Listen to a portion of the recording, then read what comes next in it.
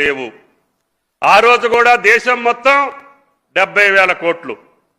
కానీ మన ముఖ్యమంత్రి మన ప్రభుత్వం చేసినటువంటి రుణమాఫీ ఒకేసారి మొదటి సంవత్సరం కష్టాల్లో నుంచి 21,000 కోట్లు 25 లక్షల మంది రైతులకి రుణమాఫీ చేశాం.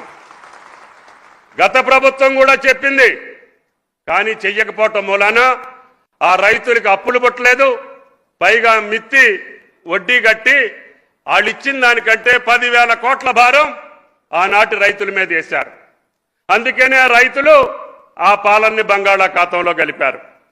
అటువంటి వాళ్ళు కూడా ఈనాడు రేవంత్ రెడ్డి గారి ప్రభుత్వాన్ని విమర్శిస్తున్నారంటే వాళ్ళ కనీసం మానవత్వం ఉండాలి.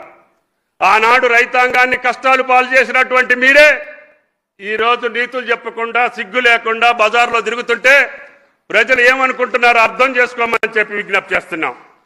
రుణమాఫీ మాకు పంట రుణాలంటే రైతుకు చాలా రకాల రుణాలు ఉంటాయి.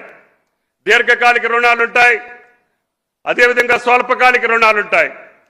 రాష్ట్ర ప్రభుత్వం ఇచ్చినటువంటి మాట పంట రుణాలు అంటే స్వల్పకాలిక రుణాలు. అది మాకు 40 బ్యాంకులు ఇచ్చినటువంటి ఖాతాదారులందరికీ మేము ఇచ్చినటువంటి భరోసా, మేము ఇచ్చినటువంటి పూచి 25 లక్షల మందికి 21,000 కోట్లు మొదటి సంవత్సరంలో ఇచ్చినటువంటి ఏకైక ప్రభుత్వం రేవంత్ రెడ్డి గారి ప్రభుత్వం అని చెప్పి మీకు ఈ సందర్భంగా మనవి చేస్తున్నాం. మీరు 10 సంవత్సరాల్లో లక్ష ఇవ్వలేక రైతుల్ని కష్టాలు పాలు చేసి ఇవాళ తగుదనమ్మా అని చెప్పి రుణమాఫీ వాళ్ళకి ఇవ్వలేదు వీళ్ళకి ఇవ్వలేదని శ్రీరంగ నీతులు చెప్తుంటే 2 లక్షల లోపు ఉన్నటువంటి మాకు చేరినటువంటి ఖాతాలన్నిటికీ జమ చేసినటువంటి ఘనత తెలంగాణ ప్రభుత్వాన్ని, రేవంత్ రెడ్డి గారి ప్రభుత్వాన్ని అని చెప్పి మీకు ఈ సందర్భంగా మనం చేస్తున్నాం.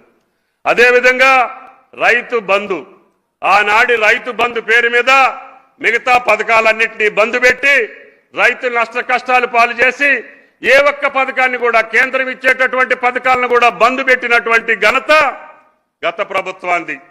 కానీ రైతు భరోసా పేరు చెప్పి మాకు ఎన్ని ఇబ్బందులున్నా 5,000 రూపాయల్ని 6,000 చేశాం. సంవత్సరానికి 10,000 ఇచ్చేదాన్ని 12,000 చేశాం. మీరు ఎగనామా పెట్టినటువంటి ఎన్నికల ముందు ఎగనామా పెట్టినటువంటి రైతు బంధును కూడా ఒకే రోజు 7,200 కోట్లు రైతుల ఖాతాలో జమ చేసినటువంటి ఏకైక ప్రభుత్వం తెలంగాణ ప్రభుత్వం, అది రేవంత్ రెడ్డి గారి ప్రభుత్వం అని చెప్పి మీకు ఈ సందర్భంగా మనం చేస్తున్నాం.